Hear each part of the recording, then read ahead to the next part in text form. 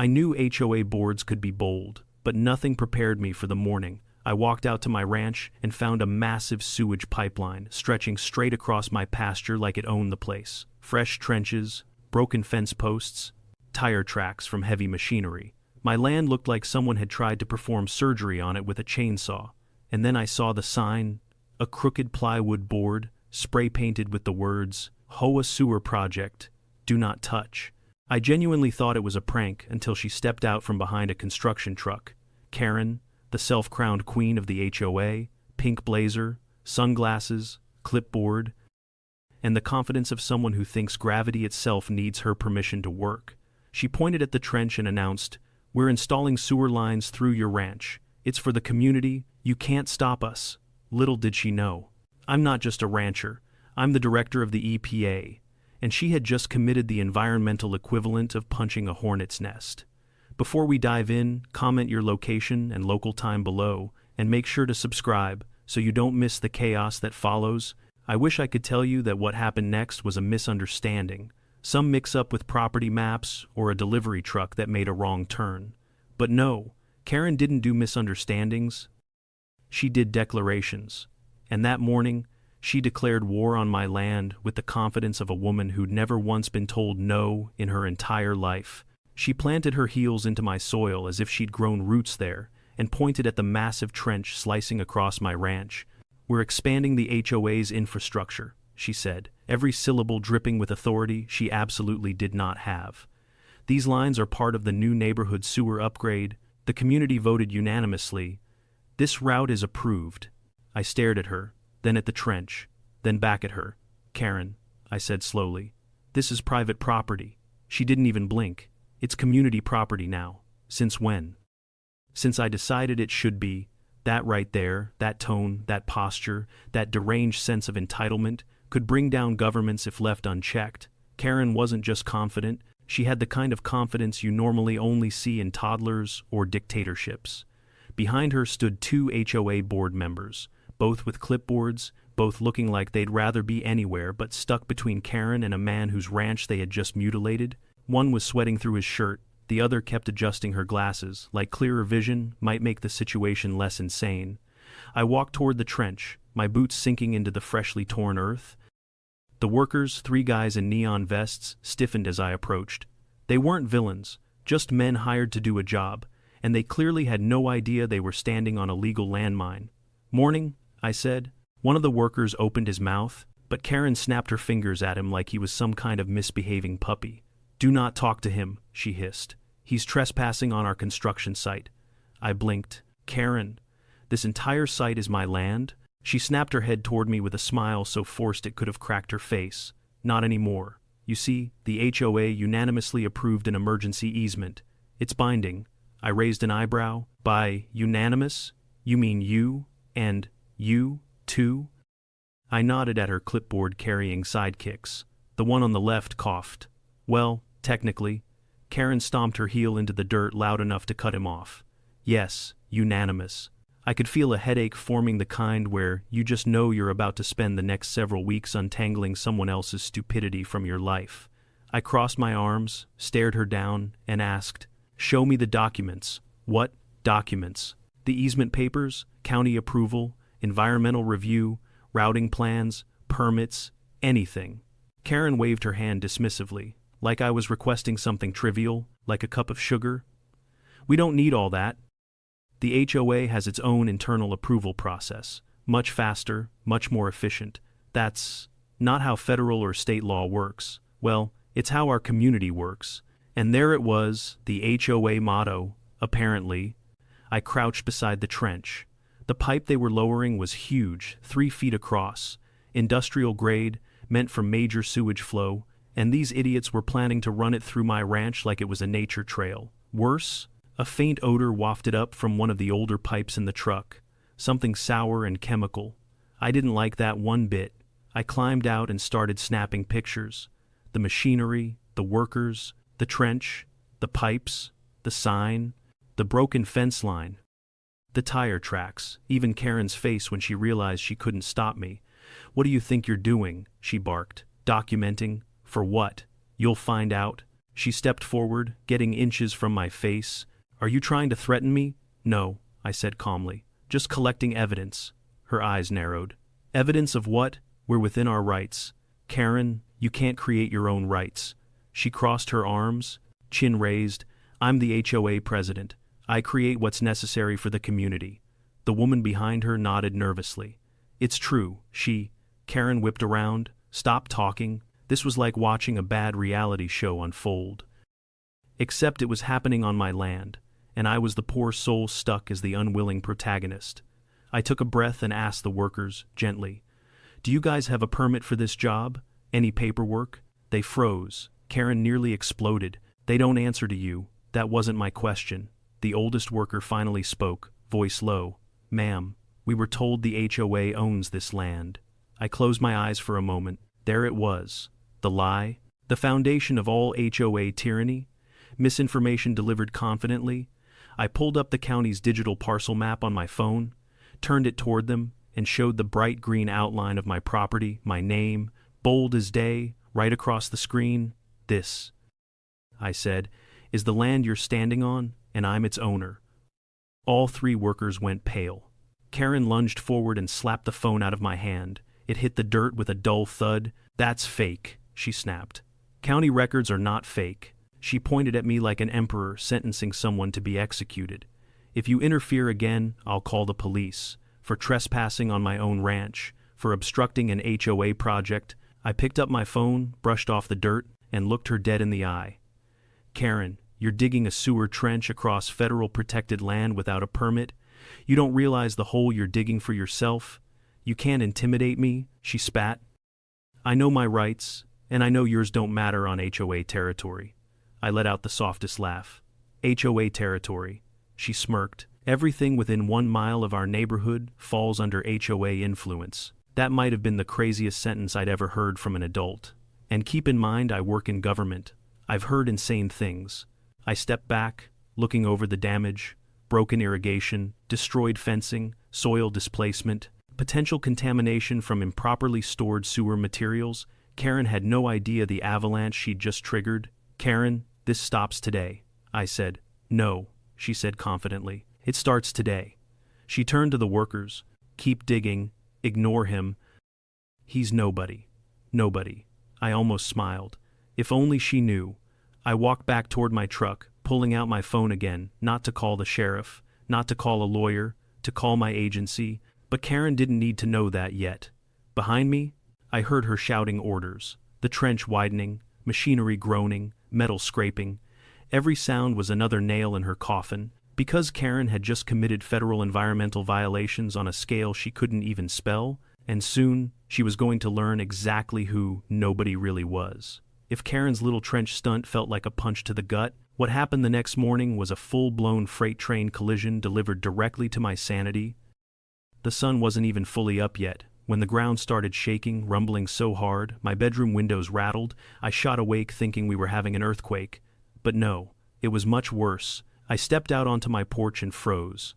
Karen had doubled down. Instead of 3 construction workers and a few sewer pipes, my ranch had become a full construction zone. I'm talking bulldozers, excavators, dump trucks, concrete mixers, and a crew of at least 15 guys tearing into my property like they were building a 6-lane interstate. A bright orange temporary fence had been set up on my soil with a sign zip-tied to the front that read, OA Sewer Expansion. Authorized personnel only. Authorized personnel on land I paid for, maintained, and lived on. Karen was standing proudly in the middle of the chaos, wearing a neon vest, 3 sizes too small, and a white hard hat she must have bought from a Halloween store. She paced back and forth, barking orders like a general preparing for battle. I walked toward the mess, anger rising with every step. Broken fence posts lay scattered like bones. Deep trenches cut across my pasture, some so wide they looked like miniature canyons. My irrigation system, a network that took months to install, had been ripped apart like it was made of spaghetti. I spotted a worker pulling up one of my water lines with a backhoe and yelled, "Hey, stop!" The backhoe operator looked confused, slowing down, unsure if he should listen to me. Karen sprinted across the site, waving her clipboard like she was trying to swat a fly. "Don't stop, keep going. Ignore that man, he's interfering with HOA business. I climbed up onto the track of the backhoe and knocked on the glass. The operator rolled the window down hesitantly. Sir, he said nervously, we were told this is community property. It's not, I snapped. This is private land. You are trespassing. Before he could reply, Karen jammed herself between us and shouted, Get off the equipment. You're violating site safety regulations. I stared at her, incredulous. Karen, you don't even have site safety regulations. I do now, she declared, thrusting her clipboard inches from my face. It was blank. The backhoe operator looked between us, visibly uncomfortable. Ma'am, I don't want to get in trouble. Karen spun toward him. If you stop working, you're fired. I'll replace your company with someone competent. The operator swallowed hard and continued. I took a deep breath and looked around the disaster zone again. Dirt piled high, deep ditches zigzagging across the pasture, workers dragging more massive sewer pipes into position. And the worst part, I could smell it faint but unmistakable, the sour, chemical tang of improperly handled wastewater. My stomach dropped. They'd ruptured something. I saw a muddy puddle pooling near a trench, slightly cloudy, carrying an oily sheen. A worker stepped around it like he knew it wasn't normal. I marched toward Karen. Where is this wastewater coming from? She rolled her eyes. We rerouted part of the sewer flow temporarily. Onto my land. It's just water. That's not water, Karen. She gave me a smug smile. Well, if you're so worried, maybe you shouldn't have bought a ranch so close to an HOA. My voice dropped dangerously low. Karen, you're causing an environmental hazard. You're exaggerating. You're dumping untreated sewage. She dismissed me with a laugh. Oh, please. If there was a real environmental issue, someone from the EPA would be here. That one almost made me laugh. Almost. Instead, I pulled out my phone and started photographing everything. The ruptured flow, the muddy runoff heading toward my irrigation canal, the equipment digging dangerously close to a small creek that fed half my pasture. Karen stalked over. Stop documenting. No. Why not? Because this is all evidence. Her face twisted. Evidence of what? Doing my job? Of violating at least half a dozen state and federal regulations? Some of the workers stopped what they were doing and looked at her nervously. She forced out a laugh and shouted, Ignore him. He's bluffing. He's nobody. Nobody. There it was again. The excavator behind us lurched forward, tearing another chunk of earth away. The operator seemed hesitant, but Karen kept waving her arms, directing him as if she actually had any idea what she was doing. Then came the breaking point, the moment that pushed everything over the edge. The excavator's bucket smashed into an underground pipe they hadn't mapped, bursting it open. A foul spray of brownish water erupted, splashing across the trench and flowing downhill in a steady stream. Workers jumped back, gagging. I could practically feel my blood pressure spike. I turned to Karen. You just ruptured a wastewater main? She tried to wave the smell away with her hand. It's fine. It's natural. Karen, nothing that smells like that is natural. It'll evaporate. It'll contaminate my soil. It's fertilizer. I stared at her, stunned. Did you just call raw sewage fertilizer? She crossed her arms triumphantly. It's organic. You have absolutely no idea how anything works. She snapped back.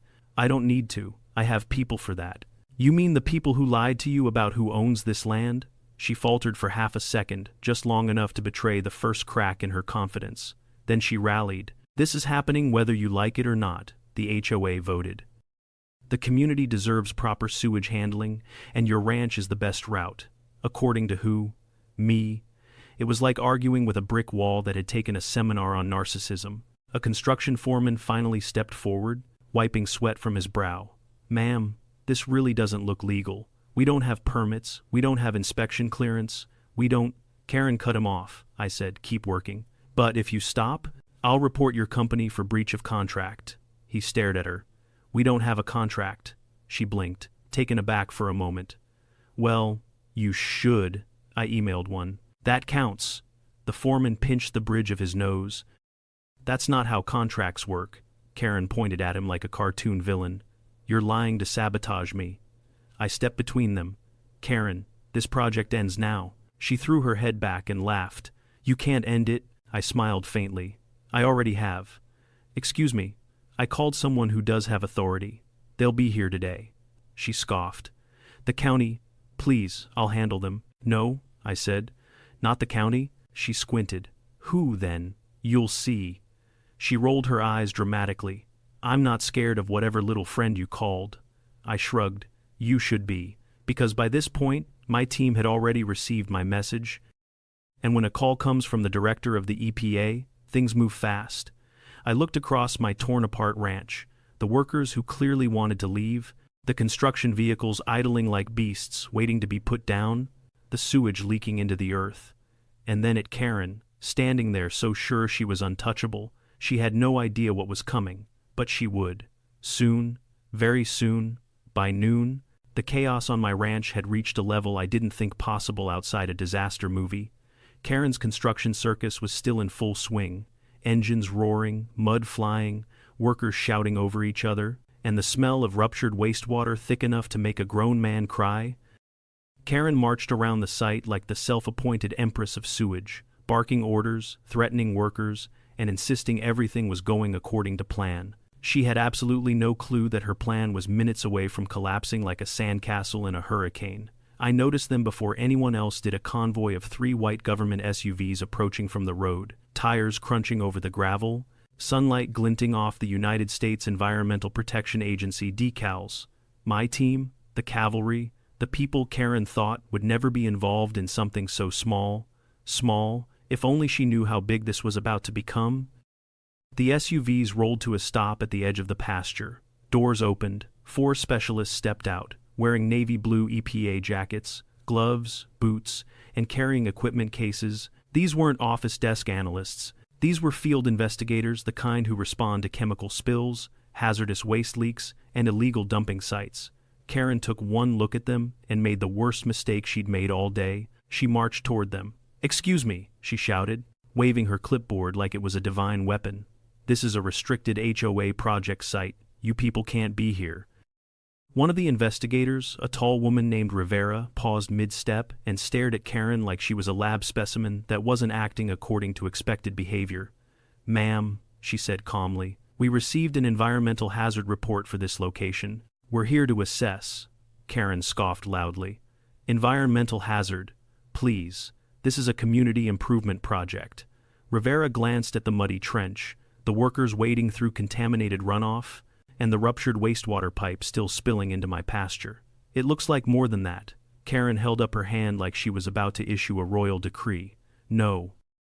I already told the man who lives here he doesn't have authority to call anyone. This land is part of the HOA sewer expansion. Your presence is unnecessary." I stepped forward, leaning against a fence post that was barely standing. "Karen, they're here because I requested an investigation." She whirled around, eyes blazing. You did this." I nodded. "Yes, and they have full federal jurisdiction." "No, they don't," she screamed. "HOA rules override everything within our boundaries."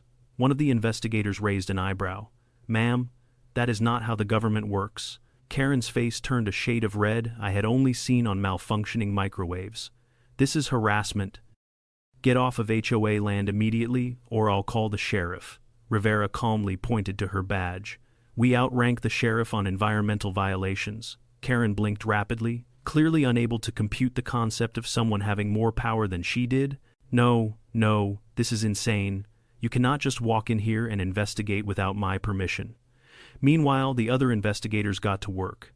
One took soil samples from the contaminated puddle, another collected water in clear vials, holding them up to the sunlight, watching the murky liquid swirl with visible particles. A third walked along the trench, measuring pipe diameters, noting the haphazard installation, and shaking his head like he was watching someone assemble a bomb wrong. The more they examined, the angrier they got, and the more furious Karen became. She ran after one of them, waving her arms wildly. "Stop touching that, that's HOA property. You can't just take samples." The investigator didn't even glance at her as he sealed a vial. "Ma'am, the presence of wastewater in open soil constitutes a potential violation of both state and federal statutes. We're obligated to document it." Karen stomped her foot. Actually stomped it. "I didn't give you permission," Rivera answered. "You don't have the authority to deny us access. This is my project," Karen yelled. I couldn't resist. "Karen, you don't even have a permit." "Yes, I do. Show it." She froze. completely froze, clipboard trembling in her hands. The investigators turned toward her like sharks, sensing blood in the water. Rivera asked, "You have a construction and wastewater routing permit." Karen opened her mouth, closed it, opened it again, then muttered something that sounded like, "We voted internally." The investigator nearest her straightened. "Ma'am, any excavation involving sewage lines requires a county-approved construction permit, an environmental impact assessment, a wastewater handling authorization, a routing approval from the Department of Public Works." Karen's face twitched with each number. He continued, "Do you have any of those?" Karen shook her head stubbornly. "We don't need them. We are the HOA. We govern ourselves." Rivera exchanged a look with her team, the kind of silent communication that says, "We've got a live one here." She pulled out her notebook and spoke firmly. "Ma'am, at this time, we are issuing a temporary cease work order on this location pending review." Karen gasped like she'd been stabbed. "You can't stop my project." Rivera tore the yellow order slip and handed it to her. "We just did." Karen ripped it in half and threw the pieces into the mud. The investigators stared at her. Rivera's voice dropped dangerously calm. "Ma'am, destroying a federal order is a felony." Karen froze mid-tantrum. The foreman of the construction crew, overhearing everything, approached cautiously. Ma'am, I think our company needs to pull out. We can't risk the fines." Karen spun around. "No one leaves. We finish this pipe today." Rivera stepped between them. "Sir, for your own protection, shut down all work immediately." The foreman nodded quickly. "Yes, ma'am." He turned to his crew and shouted, "Shut it down, pack up everything." The relief on the workers' faces was instant. Engines went quiet, tools were dropped, pipes were left half-lowered. The workers practically sprinted to collect their gear. Karen had a full meltdown. She ran after them. "Get back here. You're fired if you leave." The foreman shrugged. "We can't be fired from a job we were never legally hired for." The chaos settled into uneasy silence as the EPA team finished gathering evidence. Karen, defeated for the moment but still simmering with rage, stormed over to me. "This isn't over," she hissed. I smiled. "You're right, it's not." She jabbed her finger toward my chest. "I will take this to the HOA board. I will make them vote to press charges against you." "For what?" I asked. "For obstruction, sabotage, harassment, environmental interference." I blinked. "Environmental interference. Yes," she shouted. "You interfered with my sewer lines." I didn't even respond. There was no point. Arguing with Karen felt like trying to convince a tornado to take a day off. The investigators finished their rounds, then approached me. Rivera nodded respectfully. "We've found multiple violations. We'll file an emergency report with the regional office. Depending on test results, this could escalate to a federal enforcement case." Karen overheard and began screaming, "This is a personal attack. You're all in collusion with him." One of the investigators asked me quietly, "Does she know who you are?" I smirked. "Not yet." Rivera raised an eyebrow. "Should we tell her?" "Not today," I said. "She'll find out soon enough." And she would. Soon. Because the next move wasn't theirs, it was mine. I honestly thought the sight of EPA investigators shutting down her illegal sewer circus would be enough to make Karen back off, for at least a day, maybe two. But I underestimated something crucial. Karen's delusion didn't have a brake pedal. If anything, the cease work order only poured gasoline on her fiery little ego. By early evening, the same day, after the EPA team had left and the last construction truck rumbled off my land, I spotted something strange happening down the road. A group of cars, sedans, SUVs. Even a golf cart started gathering at the HOA clubhouse. People in pastel-colored clothes trickled inside, clutching clipboards, binders, and those obnoxious little HOA rulebooks that looked like they'd been written by dictators with too much free time. I didn't need a memo to know what was coming. Karen was calling an emergency HOA meeting to complain about me, on my own land, to people who had absolutely no jurisdiction. Still, I decided to go. I wanted to hear the nonsense for myself. And more importantly, I wanted the timing to be perfect for what I was about to reveal. The clubhouse was buzzing by the time I walked in. Residents were whispering, gasping dramatically, pointing at me like I had marched in carrying toxic waste on my back. Karen stood at the front like a preacher ready to deliver a sermon, tapping the microphone until it screeched with feedback. "There he is," she shrilled the moment I stepped through the door. The man who attacked our community today. I gave a polite nod. Evening, everyone. Karen slammed her palm onto the podium. Don't evening us. You brought federal agents onto HOA land. You sabotaged our sewer project. You endangered our workers. I raised an eyebrow. I didn't realize pumping untreated sewage into someone's ranch counted as community development. Gasps echoed around the room like we were filming a soap opera. One elderly man clutched his wife's arm and whispered, "Did he say sewage?" Karen shot him a death glare. "It was clean water. It was brown," I replied. "It was natural," she snapped. "It smelled like a crime scene." More gasps. Karen threw her hands up. "Ladies and gentlemen, this man has been harassing the HOA since day one. He is refusing to cooperate with the community. He obstructed our essential infrastructure project and lied to federal agents." I held up a hand. "Actually, they're my employees." Karen froze just for a split second, but it was enough to see confusion flicker across her face. "Your employees?" she repeated, as if the words didn't compute. Someone in the back raised a hand timidly. "Are you a contractor or something?" Karen answered for me. "No, he's unemployed. He's a rancher. He probably watches YouTube all day." I sighed. "Karen, do you really not know?" "Know what?" she barked. A few residents leaned forward, curious. Others looked back and forth between us like spectators waiting for a boxing match to start. "All right," I said quietly, stepping toward the front. "You want transparency? Let's do transparency." I reached into my jacket and pulled out my badge holder. For a moment the room held its breath. I flipped it open. The gold badge gleamed under the fluorescent lights. The words at the top were unmistakable. United States Environmental Protection Agency. Director. Not agent, not investigator, director. The room exploded, not literally. Though Karen looked like she might combust, people gasped so loudly the windows rattled. A woman in the front row jolted to her feet, slapped her husband's chest, and hissed, "I told you he wasn't normal." Another man dropped his pen. Someone whispered, "Oh my God, we're going to federal prison." And Karen did not gasp. She did not faint. She did not scream. She laughed, a loud, hysterical, unhinged laugh that made even her own board members inch away. "No."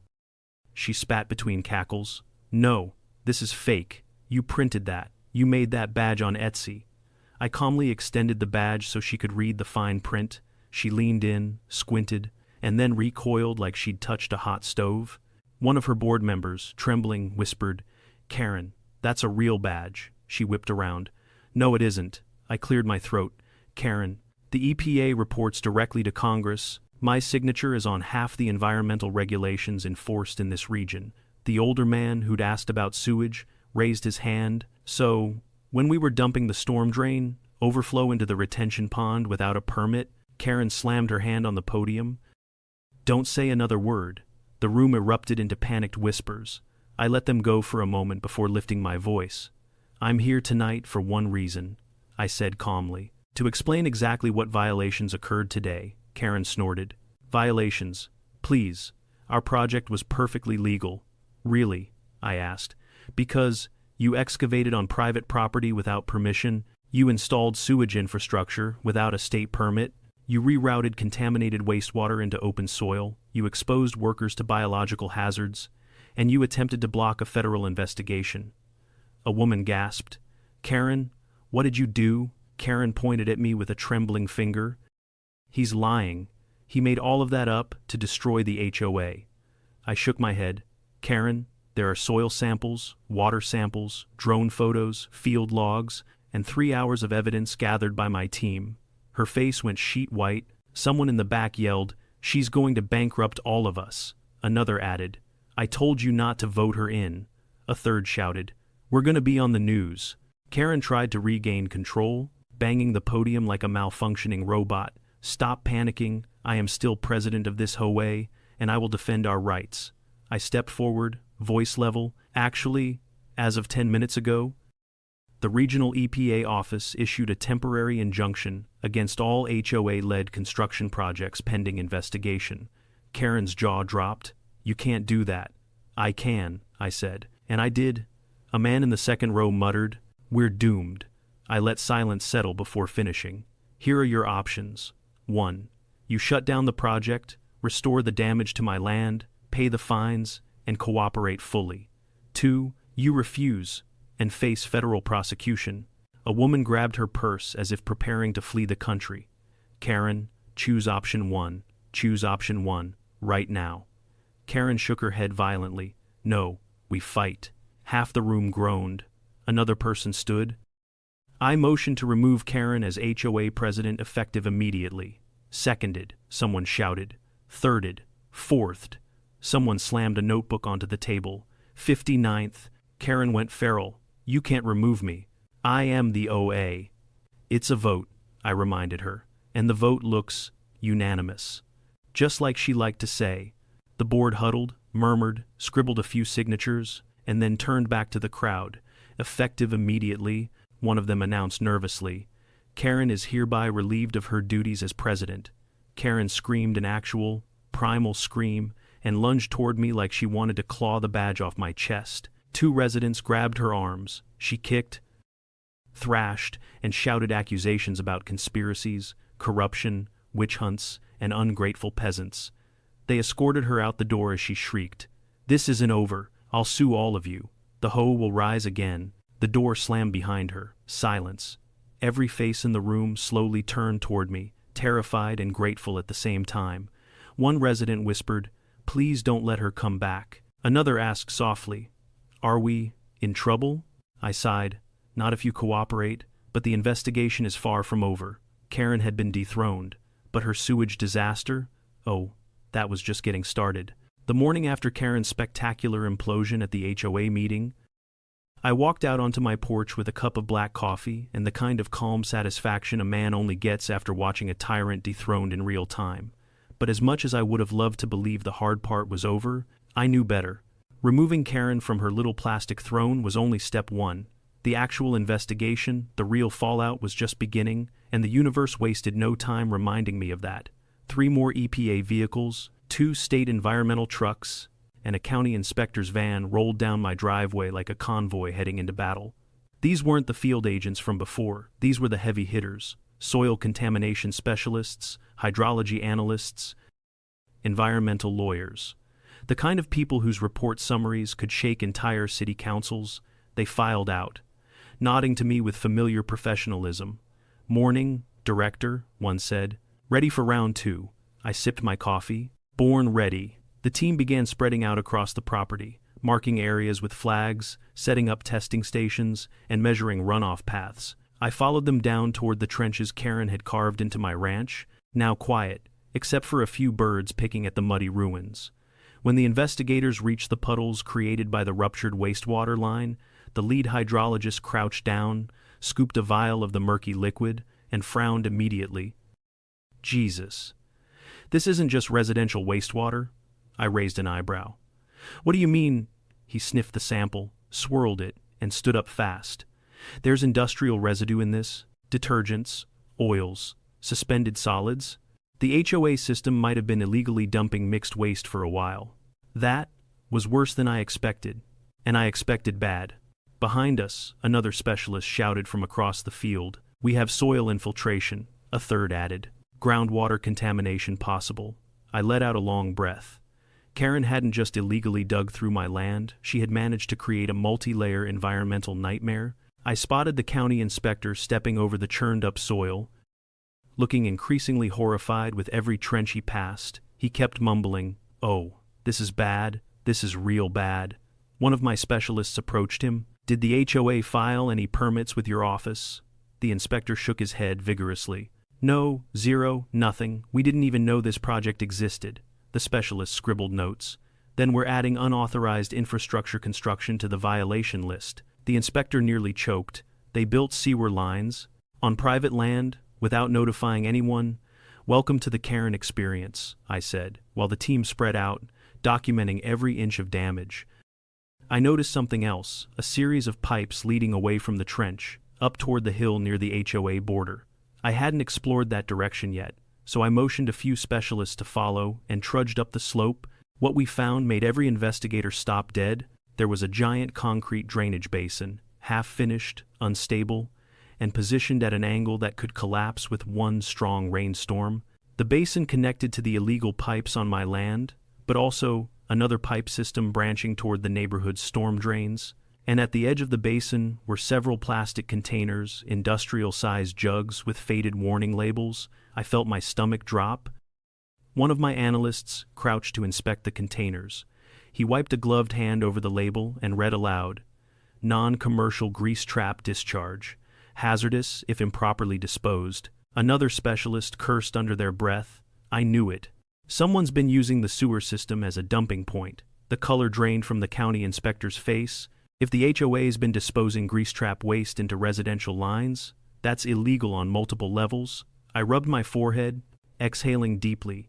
Karen's little dream project wasn't just unlawful, it was outright dangerous. The specialists immediately began photographing everything, measuring distances, analyzing gradient slopes. They worked with the intensity of people uncovering a buried time bomb, because that's essentially what Karen had built. An hour into the inspection, Rivera, the lead field agent from the previous day, arrived with a tablet full of newly gathered evidence. "We pulled camera footage from surrounding houses," she said. "Look at this." She tapped the screen. Up popped a video from a neighbor's security cam. Karen standing proudly beside the backhoe, yelling at workers to dig faster, telling them to ignore the whining rancher, and at one point my personal favorite claiming, "I don't care what the law says, this is my project." Another clip showed her talking to a contractor, saying, "Just dump it here. It's not like anyone's drinking this water." Rivera raised an eyebrow. The irony is that her own HOA water supply connects downstream from this. I stared at her, baffled. Wait, she didn't know that. Rivera straightened. Judging by the footage, she has no idea how sewage systems work at all. We kept reviewing evidence texts from HOA board group chats, claiming Karen insists we don't need permits, drone footage from a neighbor showing Karen personally directing excavation, even a voice memo she sent to her board saying, "If anyone asks who approved this, say we did a vote, doesn't matter if we didn't, Maz now." The county inspector looked like he was about to faint. "We've got enough here for civil suits, criminal charges, environmental fines. Good Lord." But the investigation wasn't done. Two of my groundwater experts approached me with somber expressions. "Sir, you need to see this." They led me to a testing rig set up near the small creek on my property. A clear tube siphoned water into a tall glass cylinder. At first it looked fine, just cloudy, then the particles began to separate. Dark flecks, suspended sludge, one specialist said quietly. "This is contamination from the ruptured main." "How far downstream does this creek run?" the other asked. I swallowed. "Through 3 properties, I'm 80. Meaning Karen's disaster wasn't just on my land, it had spread. A silence fell over the group. Then Rivera broke it. "We'll have to expand the investigation to include downstream sites. This is no longer just a permit issue. This is a contamination event." A nearby resident had apparently been watching from the fence line. Mrs. Hargrove, a perfectly polite woman with a tendency to faint at dramatic moments. She cupped her hands over her mouth. "Is that why my tomatoes died this morning?" The hydrologist nodded. "Very possibly," she gasped, loud enough to echo. "Karen killed my garden." And then she delivered the line of the day. I knew that woman was evil. The specialists kept testing for hours, building an increasingly grim picture of what Karen's arrogance had unleashed. And while they worked, more evidence trickled in, emails from contractors refusing the job because Karen insisted it was secret HOA business, text messages showing she lied about land ownership, even receipts for cheap pipes that weren't rated for sewage at all. It was a perfect storm of incompetence, arrogance, and environmental destruction. As the sun began to dip, Rivera approached me with the thickest tablet report I'd ever seen assembled in one day. "This is enough to trigger federal enforcement," she said. "We're moving forward with a formal violation notice." I nodded. "Good. And there's something else." She handed me her phone. On the screen was a photo, a bill of materials Karen had ordered, for Phase 2. I stared at it. She planned more. Rivera's voice dropped. A lot more. Karen hadn't just wanted a sewer line. She'd planned an entire underground system. All of it illegal. All of it flowing straight through my ranch. I shook my head slowly. She had no idea what she set in motion. Rivera crossed her arms. "She will. Soon. Because in the next phase, the formal violation notice hearing, Karen's entire empire was about to crumble, and she wouldn't be able to scream her way out of that room. The hearing was scheduled for 9:00 a.m. sharp. But by the time I arrived at the county administrative building, a crowd had already gathered outside. Homeowners from the HOA milled around nervously, whispering in tight groups, clutching coffee cups like life rafts. Some shot me grateful looks. Others appeared terrified. One man approached and asked, "Sir, is it true the fines could reach 6 figures?" I gave him a sympathetic nod. "Possibly," he exhaled so sharply he nearly deflated. "Karen's going to kill us all. She already tried," another muttered. I walked past them, entered the tall glass doors, and headed to the third-floor conference room where the environmental violation hearing was being held.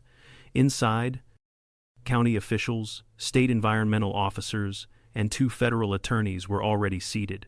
A long table was reserved for my EPA team, while a smaller one was marked HOA Rep. Karen was nowhere to be seen.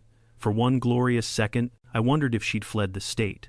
Maybe she'd taken a bus to Mexico and was currently trying to convince customs agents she was the rightful ruler of her neighborhood. But no, at 9:02, the door slammed open like a gunshot, and in she stormed, dressed in a blinding pink power suit, hair teased high enough to interfere with aviation laws, sunglasses perched atop her head like a crown. Behind her stumbled 2 HOA board members who looked like they'd rather crawl into a sewer pipe than be here. Karen slapped a stack of papers onto the HOA table and announced, "Let's get this circus over with." The federal attorney closest to me leaned in and whispered, "Is she always like this?" "Worse," I murmured. The lead county commissioner cleared his throat. "We're here to review environmental violations associated with unauthorized construction on privately owned land, groundwater contamination, improper wastewater rerouting, and obstruction of federal investigation." Karen immediately stood up. "Objection." The commissioner blinked. "This isn't a courtroom, ma'am." "Well, it should be," she snapped. "Because I have been wronged. I am the victim here, and my community has been unfairly targeted." A collective exhale rippled across the room. "This was going to be long," the commissioner continued. "We'll begin with testimony from the Environmental Protection Agency." Karen shot her hand in the air. "No, I demand to speak first." "No," the commissioner said flatly. "Yes." "No, yes." The commissioner's voice hardened. "Ma'am, sit down." Karen huffed, dropped into her chair like a petulant teenager, and folded her arms dramatically. Rivera, my lead field agent, stood and began presenting. She laid out the maps, photos, soil sample data, water contamination charts, timestamps, and the security footage of Karen proudly directing the illegal dig. Karen interrupted every 2 minutes. "That's taken out of context. That's fake. Those workers were lazy. That mud was already there. That sewage wasn't sewage, it was natural." The state hydrologist replied dryly. "Raw sewage is never natural." Karen pointed at him. "How would you know? Are you a sewage expert?" "Yes," he said. "I literally am." Her mouth snapped shut for the first time since entering the room. But the worst moment for her wasn't the footage, or the contamination charts, or even the groundwater infiltration maps. It was the audio recording. Rivera pressed play. Karen's voice boomed across the speakers. "Just dig. If anyone complains, say we voted, tell the workers the land is ours, and dump the runoff in that rancher's field, he won't know the difference." The room fell so silent you could hear the air conditioner humming. Karen shot up, face red. "That was a private message." The federal attorney replied. "You sent it to 48 people, and they betrayed me?" The commissioner rubbed his forehead. "Ma'am, everything you've said today confirms the violations." Karen jabbed a finger toward me. "This is his fault. He set me up. He tricked me. He weaponized the EPA." I folded my hands calmly. "Karen, you weaponized your own stupidity." Gasps filled the room. One of the board members stifled a laugh. The other whispered, "Oh my God." Karen lunged toward me so aggressively that a state officer stepped between us. "I will sue you for defamation." "For what?" I asked, accurately describing your actions. She sputtered, sat down, stood up again, sat a second time, then finally spun toward her board members. "Back me up," she demanded. They both stared at the table. "Traitors," she hissed. The commissioner cleared his throat and began reading the formal list of violations, page after page of them. Unauthorized excavation, illegal waste disposal, endangerment of groundwater, construction without permits, obstruction of federal work, threatening contractors, destroying a federal order, abuse of HOA authority. Karen tried to object to every point. She failed at all of them. Finally, the commissioner announced, "We will now open the floor to the director of the EPA." The room turned toward me. I stood, buttoned my jacket, and stepped forward. "Thank you. I'll be brief." Karen snorted. "You wouldn't know brief if it bit you, ma'am," the commissioner warned. I continued. "Yesterday, our team found a clear pattern of environmental neglect, disregard for public safety, and intentional deception." Karen laughed. "Alleged." "No," I said, "documented." I lifted a folder thick with evidence. "This contains everything your board members, contractors, and neighbors sent us. Screenshots, messages, footage, statements." One board member whispered, "Sorry, Karen." She spun on him. "You betrayed me too." I held up a hand. The contamination extended beyond my ranch. 3 downstream properties were impacted. One resident's vegetable garden was destroyed. Mrs. Hargrove, sitting in the back, stood abruptly. "My tomatoes. Karen ruined my tomatoes." Karen groaned. "Oh please, they were ugly tomatoes." Mrs. Hargrove fainted. The commissioner sighed. "Somebody help her." A paramedic carried her out while muttering. "I knew this HOA was cursed," I continued. "Based on the evidence, the EPA recommends the following: full restoration of the damaged land, proper disposal of contaminated soil, replacement of irrigation infrastructure, civil penalties on the HOA, individual penalties for the project leader." Karen perked up. "Yes, penalize the HOA, not me," the federal attorney said. "You are the project leader. Thanks for watching." Karen froze so hard she might have turned to stone. "What?" she whispered.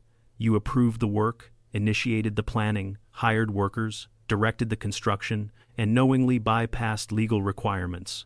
"No," she choked out. "No, no, no. They helped." She pointed frantically at her board. "They scooted their chairs 2 inches away from her," the attorney continued. "As the individual responsible, you will face the majority of penalties." Karen trembled. How much?" The attorney flipped a page, tentatively, between $280, 000, and $480, 000. Karen screamed a high-pitched sound that rattled the lights. "That's a house? You expect me to pay a house?" I answered softly. "That's what happens when you dig sewage trenches through other people's homes. This is a conspiracy," she hissed. "A witch hunt. A personal attack. Karen," I said, "you attacked yourself." She grabbed the stack of violation notices and threw them across the room like confetti. Papers scattered everywhere. Officers moved in immediately. "This hearing is rigged," she shrieked. "I am the HOA. I am the community. You can't do this to me." The commissioner calmly replied, "We just did." Karen made one last desperate attempt to storm the podium, but 2 deputies stopped her. She kicked, flailed, and screamed insults as they escorted her out. Her final words echoed down the hallway. "This isn't over. I'll build a bigger pipe, you'll see." The door slammed. Silence settled. Then the commissioner looked at me, exhausted. "Director, I don't know how you dealt with that for as long as you did." I exhaled. "Occupational hazard." The room quietly chuckled, but I wasn't laughing, because something told me Karen wasn't finished, and I was right. Because in the aftermath of the hearing, one of my investigators approached with a nervous look. "Sir, we found something during the test expansion." "What is it?" He handed me a tablet. Another leak. A bigger one. Flowing toward Karen's own backyard. The real twist: Karen's septic system was failing and leaking into the same drainage line she'd illegally expanded. The irony was almost too perfect.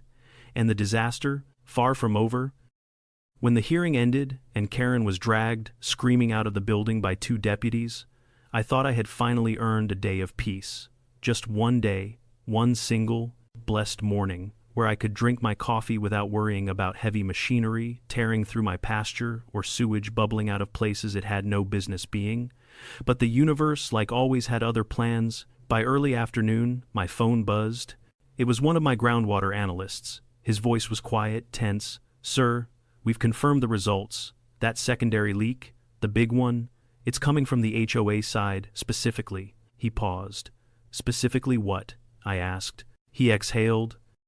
From the septic system at 142 Birch Hollow Lane? I frowned. Whose address is that? A beat of silence, then Karen's.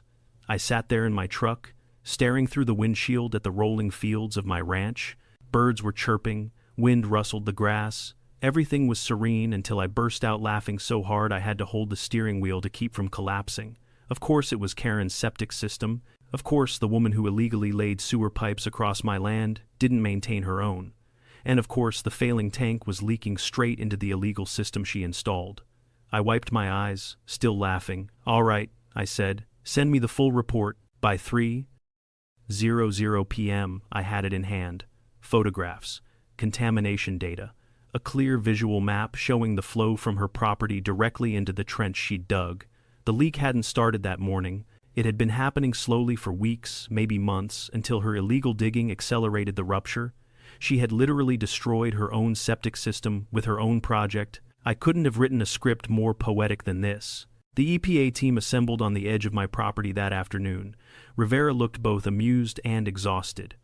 I guess we're expanding the scope again, she said, flipping through the tablet. We have to, I replied. This contamination doesn't stay on my land, it flows downhill. Right into the wetland patch behind her backyard. Rivera gave me a tight smile. The same wetland she argued didn't exist. Exactly. If Karen hadn't already detonated her HOA career during the hearing this morning, this alone would have done it. The team prepared to issue an emergency site inspection at her home.